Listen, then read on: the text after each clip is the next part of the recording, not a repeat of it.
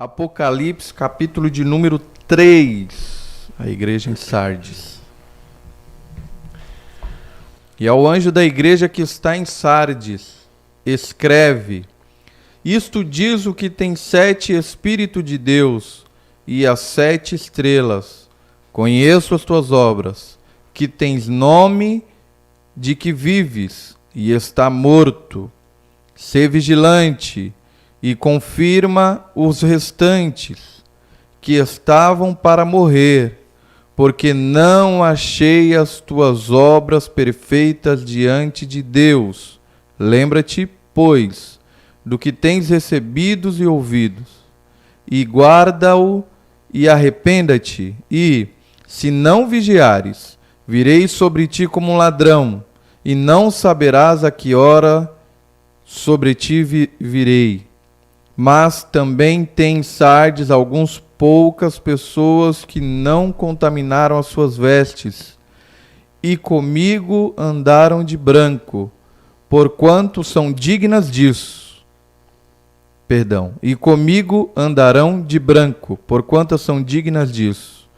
O que vencer será vestido de vestes brancas, e de maneira nenhuma arriscarei o seu nome do livro da vida, e confessarei o seu nome diante de Deus Pai e diante dos seus anjos. Quem tem ouvidos, ouça o que o Espírito diz às igrejas. Amém, glória a Deus. Confessarei o seu nome. A gente podia até fazer aqui de trás para frente essa promessa, né? Eu vou confessar o seu nome diante do meu Pai. A gente teve a questão do novo nome, né? Em outra igreja, o que vencer, ele vai receber esse novo nome, né? Uma pedra com um novo nome que só quem conhece é aquele que dá. E agora nós entregamos nossa vida para Cristo e nós confessamos Cristo como Senhor, né? Nós declaramos, né? É até uma questão nossa de chamar as pessoas para frente no culto. Olha, quem quer entregar a vida para Cristo, e as pessoas confessam publicamente que estão recebendo Cristo como Salvador. Essa igreja, fazendo aqui de trás para frente, essa igreja recebe uma promessa gloriosa. Aqui é Cristo que vai confessar diante de Deus cada um de nós, aqueles que forem até o fim.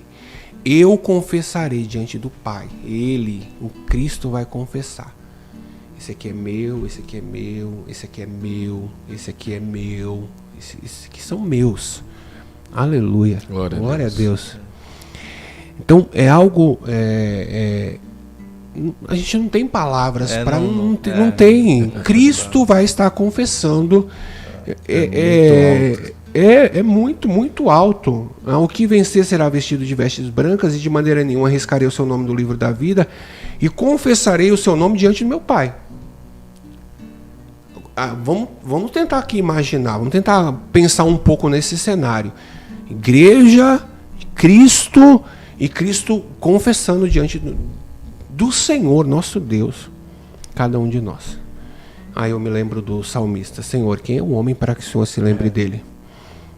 Mas olha o tamanho desse amor, olha a profundidade desse amor, olha a grandiosidade desse amor que confessa. Homens foram remidos, aceitaram, reconheceram o seu sacrifício, mas homens pecadores, mas que agora foram revestidos da imortalidade, foram revestidos da incorruptibilidade, e agora podem, com uma roupa nova, se apresentar diante de Deus. E quem vai confessar é o próprio Cristo. Então olha a promessa para essa igreja, olha a promessa para a igreja de Sardes. E a igreja de Sardes, tratando agora do seu contexto cultural, a cidade de Sardes era uma cidade que tinha essa questão de eles se gloriarem por ter conseguido um tingimento de lã, ou uma lã preta. E aí vem o contraste, né? Aqui não é lã preta. Vocês vão andar comigo agora com roupa branca. Vocês vão andar comigo agora, vocês vão receber um linho fino. É símbolo de santidade, todas essas questões. Olha Deus falando através de João as profundas promessas, e não sei se foi o Márcio, você que usou, são muito altas, né, pra gente pensar. E em Sardes, na cidade, qual que é a marca de Sardes? Sardes tem uma marca que lá em Sardes é o centro do culto a Dionísio, ao deus Baco, e onde se sacrificava lá o bode, né? Tanto é que o termo trágico de tragédia, né? As tragédias gregas, todas essas questões, a expressão mesmo é em referência ao bode que é sacrificado no culto a Dionísio. Então, né, ele tem a tragédia, o bode sacrificado. Então, essa cidade onde existe esse culto pagão é a cidade que precisa ser vigilante. Aí a gente volta para o começo da epístola, para a orientação à igreja de Sardes, quando Jesus fala assim, olha, primeiro uma exortação, tu tem nome de que vive, mas tu está morto. A gente lembra da igreja que, olha, você é pobre, mas você é rico. Aqui você diz que tem o nome de que está vivo, mas está morto. É a questão de aparência. Uma questão de uma espiritualidade de fachada, que é o que Paulo fala aos Gálatas. Deus não leva em conta a aparência. Sim. Deus não. Deus vai sondar o coração, Deus vai olhar o nosso coração. Então essa espiritualidade que aparentemente é viva, mas quando Deus olha assim e fala, é morta. Tem um texto, eu não me engano, não me lembro se é em Amós, eu acho que é em Amós. Deus fala dos cultos barulhentos, dos cultos assim, que tem muita coisa, mas ele não recebe. E aqui ele usa essa analogia, obviamente, fazendo um parênteses, não é que quando tem ali um culto com manifestação do Espírito Santo, barulho, não, que Deus, não, nós somos pentecostais, nós cremos na manifestação do Espírito Santo de Deus. A grande palavra aqui de exortação é de uma espiritualidade de fachada. Parece que está vivo. Tem jeito de que está vivo, mas quando Deus olha assim... Quando ele sonda, assim, é uma espiritualidade morta. E aí, quando ele fala assim, olha, você tem nome de que vive, está morto. E aí tem uma questão aqui no versículo 2, e que depois vai se repetir, que é assim, ser vigilante. A igreja de Sardes, com certeza, quando recebe essa carta, eles vão falar assim, eu sei do que Deus está falando aqui. Aqui eles sabem do que Deus está falando. Por quê? Porque Sardes, apesar de ser uma cidade fortificada, foi tomada 2 vezes por causa de falta de vigilância. Só existia um ponto que era possível acessar Sardes em tempo de guerra, tudo, porque era uma cidade fortificada. Só tinha um ponto. Um ponto que era possível acessar. Por incrível que pareça, Sardes foi tomada 2 vezes porque deixaram de vigiar esse ponto. 2 vezes. Então, olhando aqui para nós, existe um ponto que eu preciso vigiar. É nesse ponto que o nosso adversário vai procurar. Sabe, na fenda? Ali, é naquele ponto. Então tem muitas questões que eu preciso estar atento e manter o distanciamento e a vigilância em todo o tempo, 24 horas por dia. Quando nós falamos de pessoas, foi um assunto que a gente falou nos bastidores, né? Quando nós falamos de pessoas que são dependentes químicos, e aí tem um processo mesmo no corpo, o corpo pede a que seja ingerido ou inserido aquela questão, seja uma bebida, seja alguma outra coisa. Uma pessoa dessa liberta, e Deus liberta mesmo, eu conheço várias pessoas que foram libertas mesmo por Cristo, e elas mantêm ali a vigilância, mantêm essas questões todas para que elas não voltem a essa mesma questão. Só vai entender essa questão quem é um dependente químico. Para quem não é, ele não entende muito bem. Mas para o dependente químico, ele precisa manter sempre um afastamento daquela questão. Ele não pode estar, por exemplo, num ambiente onde tem a oferta dessas questões, porque para ele é muito ruim, porque ele tem essa questão. Então, quando vem a questão para Sardes, olha, ser vigilante, aí eles vão falar, João está falando, Deus está falando da questão aqui, usando a questão da cidade, que por 2 vezes foi tomada, porque deixou de vigiar. Então esses cristãos precisavam ser vigilantes e confirmar o restante que estava para morrer. Olha Deus dando oportunidade. Porque não achei as tuas obras perfeitas. Aqui perfeitas não é sem erro, mas é completa, suficiente. Não eram obras que de fato, quando apresentadas diante de Deus, ia passar. É a questão do tribunal. O tribunal de Cristo, aquela questão onde as obras serão postas e assim. Vamos ver se vai passar aqui pelo fogo. Essas obras, se elas vão queimar. Qual o desígnio do coração quando elas foram feitas?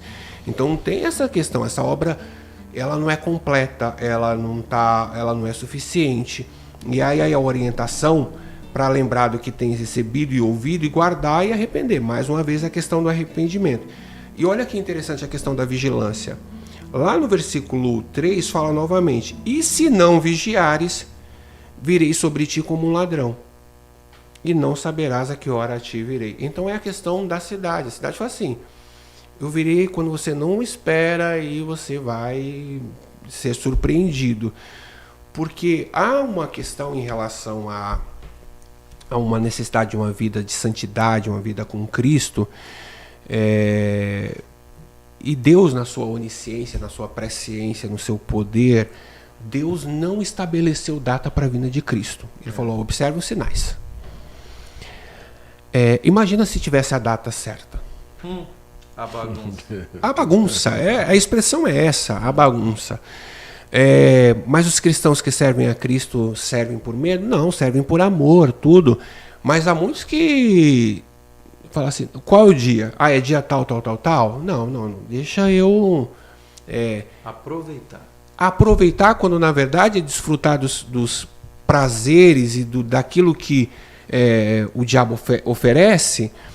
Porque assim, a oferta que o diabo faz para Jesus é uma oferta que ele está colocando aí para quem quiser aceitar. Obviamente não dentro daquelas proporções, porque ali tinha uma outra questão, mas a oferta está aí. Então, se você prostrar e me adorar, eu vou te dar isso. O pacto é esse, então está combinado. E então tem essa questão que Deus, na sua onisciência, não estabeleceu data. Por quê? Porque a gente precisa estar vigiando em todo tempo. E vigilância nunca é demais. Orar e vigiar e orar em todo tempo. Há uma necessidade de vigilância constante. Porque Cristo... primeiro porque a vida de vigilância é uma orientação bíblica. Porque a santidade é um desejo de Deus. E porque eu nunca sei quando eu vou ser surpreendido e quando Cristo virá. É óbvio que nós aguardamos a vinda de Cristo para agora, para já. Nós aguardamos a vinda de Cristo. Isso é loucura para aqueles que perecem, mas para nós que cremos, isso é resultado da fé que foi gerada no nosso coração. E quando a gente fala que quando nós falamos que nós esperamos para agora, também tem a questão que o poder da vida não está nas minhas mãos. Fazendo mais aqui uma fala com muito cuidado, a questão da pandemia, ela trouxe uma perspectiva para muitas pessoas que a gente não tinha, do achatamento da vida. Estou saindo um pouquinho aqui da questão espiritual, falando mais da questão assim, psicológica, porque algumas pessoas acabaram ficando em profunda angústia porque viram a morte mais perto do que elas imaginavam. Nunca tinham visto a morte tão próxima assim. Então, obviamente que a forma como tudo foi sendo conduzido, um cenário de apocalipse, de caos sendo noticiado, tudo isso desencadeou uma série de problemas de ansiedade nas pessoas. No entanto, as pessoas começaram a ver que elas morrem. Por incrível que pareça, as pessoas começaram a perceber que elas morrem. E esse achatamento da vida, essa questão assim...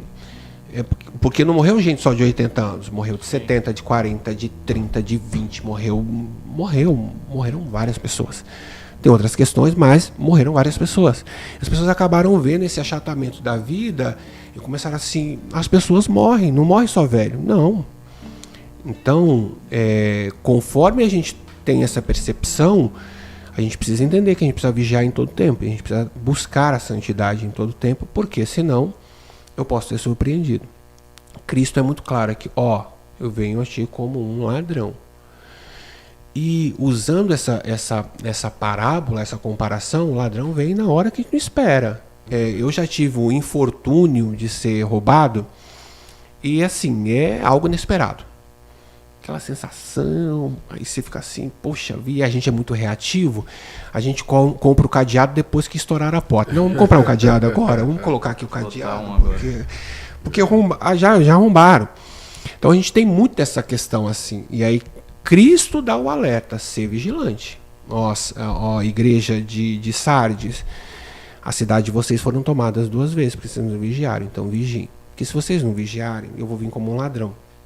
E aí ele fala lá, mais uma vez, né, para a gente encerrar essa carta, que lá em Sardes tem algumas pessoas que não contaminaram suas vestes e comigo vão andar de branco, que é a questão que a gente fez de trás para frente. Em Sardes tinha muito essa questão da lã, dessa lã tingida, essa lã preta que era valorizada, e aí Cristo agora se contrapõe. Falou, não é isso, isso era muito valorizado, mas não é isso. Vocês vão, na verdade, vocês vão andar de branco, porquanto são dignos disso. Então tem essa questão muito, muito clara, quando a gente pensa em vestes brancas, de santidade, de pureza, é a promessa que Deus está fazendo.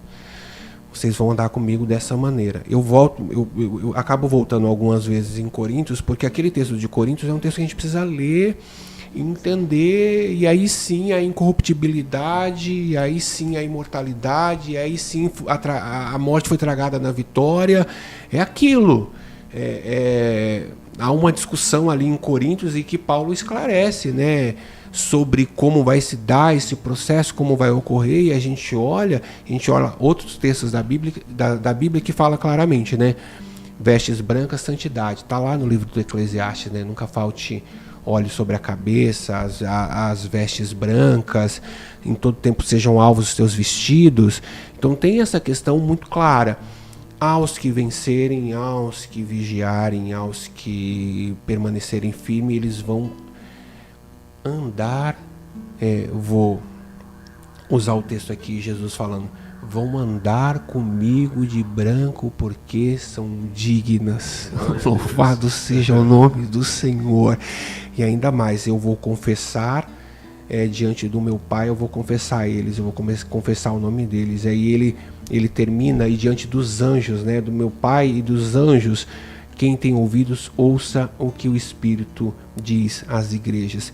Então a gente pode concluir aqui Sardes e ir para as 2 últimas igrejas dentro desse estudo aqui, que são as questões um pouco mais, principalmente a última igreja, a gente acaba discutindo um ponto porque ela tem várias questões a serem trazidas e a gente consegue contextualizar bastante.